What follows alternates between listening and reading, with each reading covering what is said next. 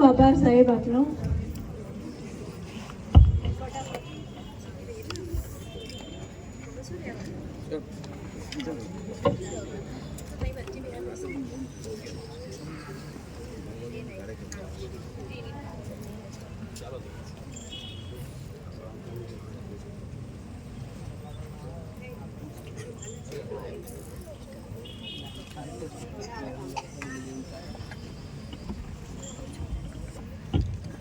તમને બધાને ખબર છે આ ચાંદો કેવો હોય?